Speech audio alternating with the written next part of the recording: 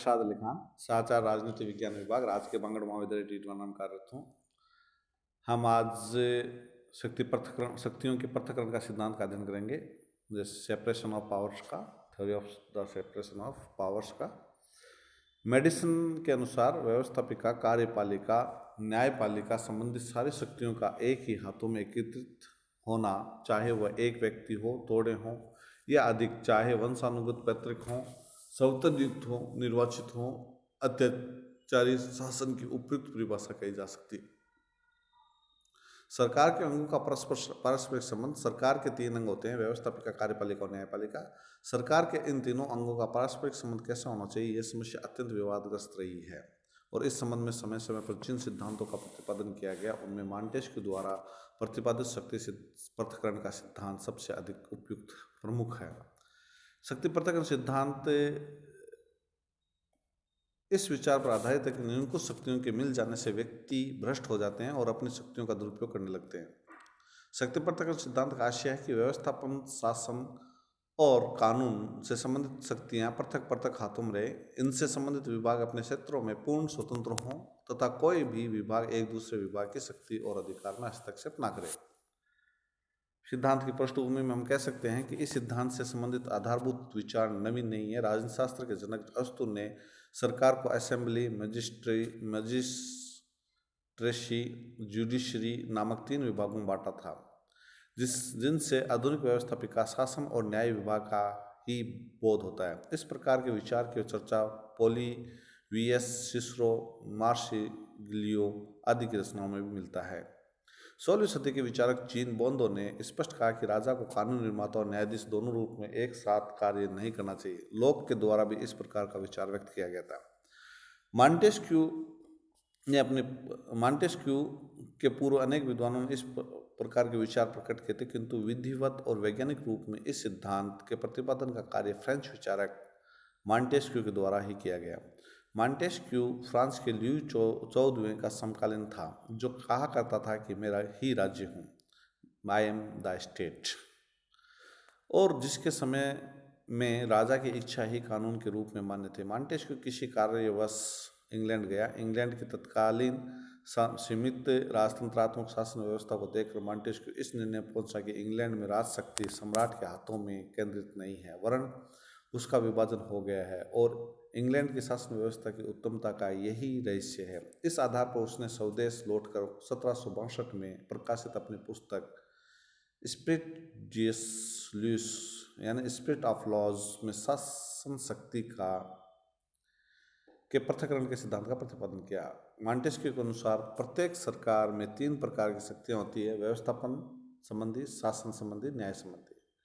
यदि व्यवस्थापन और कार्यपालिका, व्यवस्थापिका और कार्यपालिका की शक्तियाँ एक ही हाथों में केंद्रित हो जाए तो कोई स्वतंत्रता नहीं रह जाती, क्योंकि इस बात का भय उत्पन्न हो जाता है कि कहीं राजा और सीनेट अत्याचारी कानून ना बनाए और उन्हें अत्याचारी ढंग से लागू ना करें। इस तरह से यदि न्याय संबंधी शक्ति की व्यवस्थापिका या कार्यपालिका शक्ति से पृथक नहीं किया तो भी स्वतंत्रता संभव नहीं हो सकती। यदि न्याय शक्ति व्यवस्थापन शक्ति के साथ जोड़ दी जाएगी तो प्रजा के जीवन और उसकी स्वतंत्रता को स्वेच्छाचारी नियंत्रण का शिकार होना पड़ेगा, क्योंकि उस दशा में न्यायकर्ता ही कानून निर्माता भी हो जाएगा। यदि न्याय शक्ति को कार्यपालिका के साथ जोड़ दिया जाएगा तो न्यायकर्ता का व्यवहार हिंसक एवं अत्याचारी हो जाएगा। यदि एक ही व्यक्ति या समुदाय तीनों काम करने लगे, अर्थात कानून बनाए, उन्हें लागू करे और विवादों का निर्णय करने लगे, तो स्वतंत्रता बिल्कुल नष्ट हो जाएगी और राज्य अपनी मनमानी करने लगेगा। ब्रिटिश विचारक ब्लैकस्टोन के द्वारा commentaries on the laws of England में इसी प्रकार के विचार व्यक्त किए गए थे।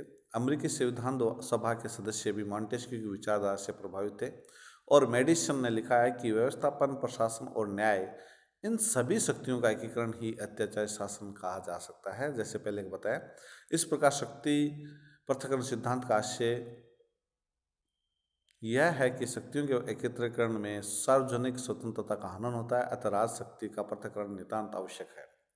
सिद्धांत का प्रभाव। शक्ति पृथक्करण सिद्धांत का तत्कालीन राजनीति पर बहुत प्रभाव पड़ा। अमेरिकी संविधान निर्माता इस सिद्धांत से बहुत प्रभावित थे और इसी कारण उन्होंने अध्यक्षात्मक शासन पद्धति को अपनाया था। इसी प्रकार Mexico, Argentina, Brazil, Austria, Chile आदि अनेक देशों के संविधानों में भी इसको मान्यता प्रदान की गई है। इस सिद्धांत का प्रभाव फ्रांस के मनुष्यों के अधिकारों के घोषणा यानी declaration of rights of man पर पड़ा, जिसकी 16वीं धारा में यह कहा गया है कि शक्ति पृथक्करण के बिना कोई सरकार वैधानिक और प्रजातांत्रिक नहीं हो सकती। फ्रांस में कार्यपालिका को न्यायपालिका से अलग करने की दृष्टि से ही प्रशासकीय न्यायालयों, एडमिनिस्ट्रेटिव कोर्ट्स की स्थापना की गई। यानी इस सिद्धांत का मूल्यांकन करें तो इसके पक्ष में तर्क में हम कह सकते हैं कि निरंकुशता और अत्याचार से रक्षा का तर्क।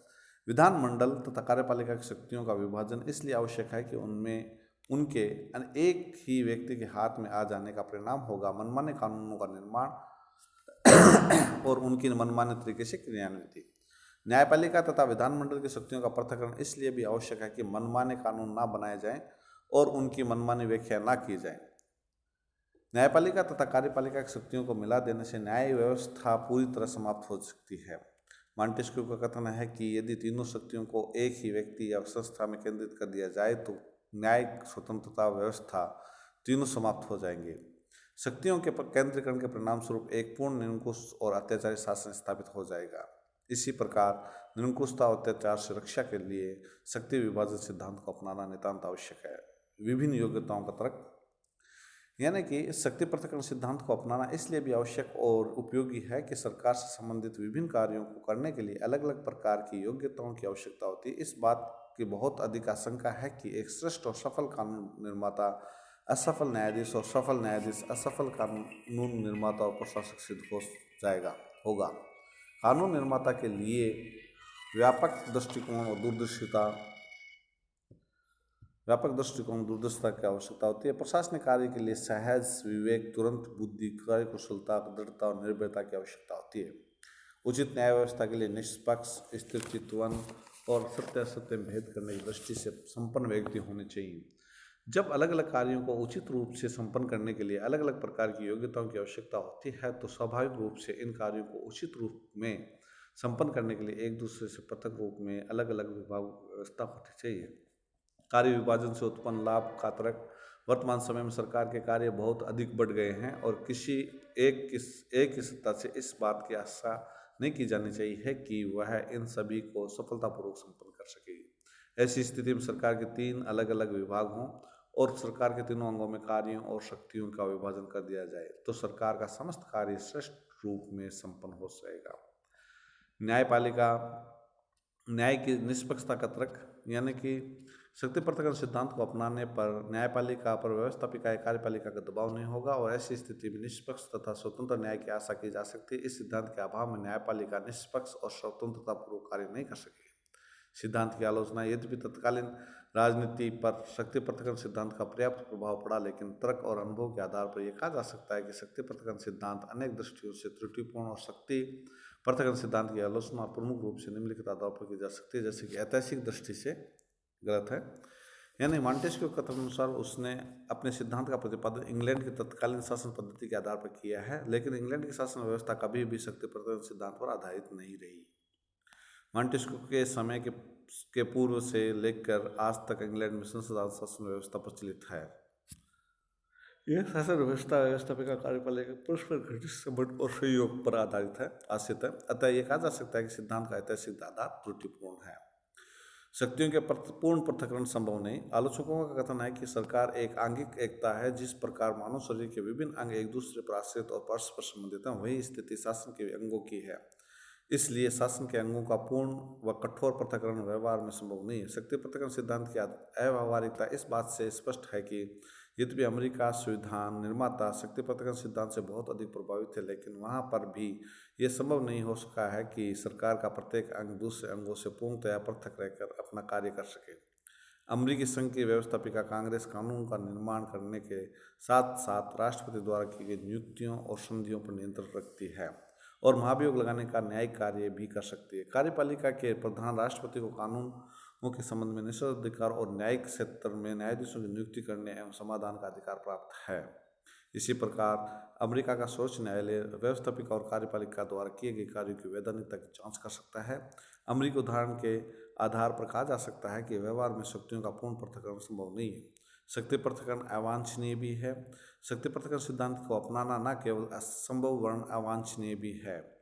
व्यवस्थापिका कानून निर्माण का कार्य और कार्यपालिका प्रशासन का कार्य ठीक प्रकार से कर सके, इसके लिए दोनों अंगों के बीच पारस्परिक सहयोग नितांत आवश्यक है। कानून निर्माण का कार्य इतना जटिल हो गया है कि इस संबंध में आवश्यक ज्ञान उन्हीं लोगों को होता है जो शासन विभाग संबंध होते हैं।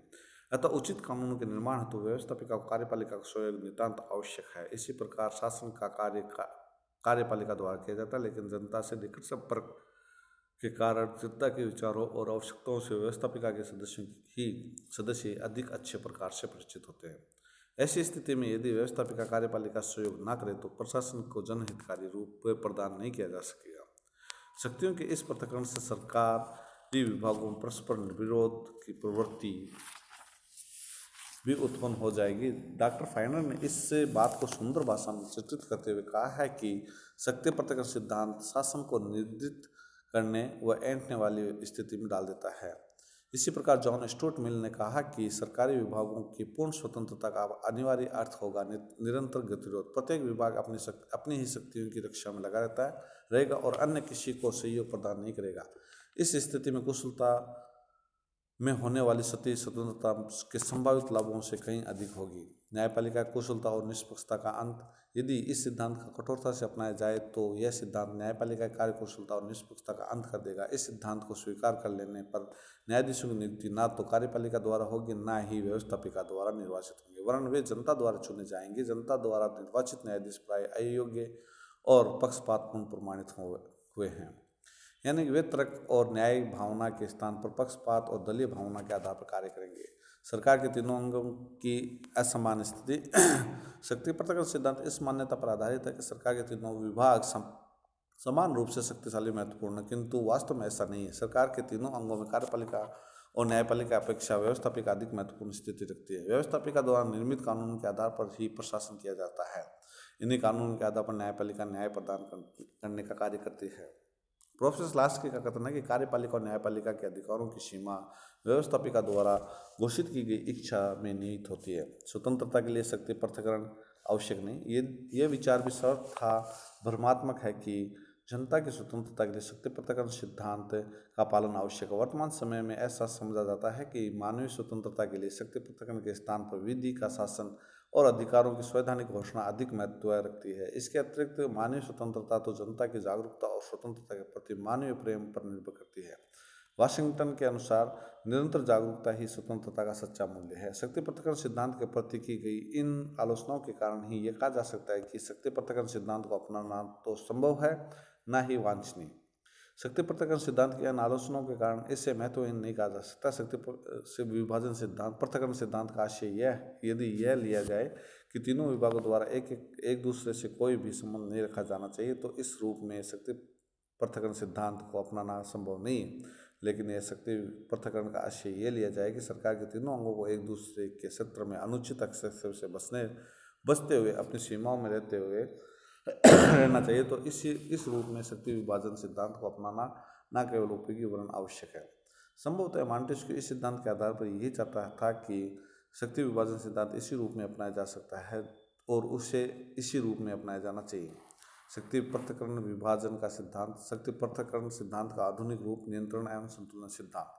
शक्तियों का पूर्ण पृथक्करण ना तो संभव ना ही उचित है। शासन के विविध अंगों का पारस्परिक संबंध उपयोगी और आवश्यक है। इस बात को दृष्टि में रखते हुए वर्तमान समय में शक्ति पृथक्करण सिद्धांत ने एक नवीन रूप ग्रहण कर लिया है, जिसे नियंत्रण एवं संतुलन सिद्धांत के नाम से जाना जाता है। नियंत्रण एवं संतुलन सिद्धांत का आशय है कि सरकार के विभिन्न अंग एक दूसरे की शक्ति पर इस प्रकार से नियंत्रण स्थापित रखे कि शक्तियों का संतुलन बना रहे और कोई भी एक विभाग निरंकुशता का प्रयोग न कर सके। अमेरिकी शासन व्यवस्था नियंत्रण और संतुलन सिद्धांत पर ही आधारित है। अमेरिकी व्यवस्थापिका जिन कानूनों का निर्माण करती है, कार्यपालिका प्रधान उन पर निषेधाधिकार का प्रयोग कर सकता है और न्यायपालिका उन्हें अवैधानिक घोषित कर सकती है। इस प्रकार कार्यपालिका प्रधान द्वारा की गई नियुक्तियों और संधियों पर व्यवस्थापिका के उच्च सदन सीनेट द्वारा नियंत्रण रखा जाता है और संविधान के विरुद्ध होने पर सर्वोच्च न्यायालय इन कार्यों को असंवैधानिक घोषित कर सकता है। व्यवस्थापिका न्यायाधीशों पर महाभियोग लगा सकती है और कार्यपालिका प्रधान द्वारा समाधान की न्यायिक शक्तियों का प्रयोग किया जाता है। इस प्रकार यह कहा जा सकता है कि अमेरिका में सरकार के तीनों अंग एक दूसरे की शक्तियों को नियंत्रित करते हैं और इस प्रकार विभिन्न विभागों के बीच एक ऐसा संतुलन स्थापित हो जाता है कि सरकार का कोई भी अंग निरंकुशतापूर्वक आचरण नहीं कर सकेगा। यही व्यवस्था नियंत्रण संतुलन सिद्धांत का उदाहरण है। धन्यवाद। इतना ही। इसके पश्चात हम कार्यपालिका, व्यवस्थापिका कार्यपालिका और न्यायपालिका का अध्ययन करेंगे। धन्यवाद।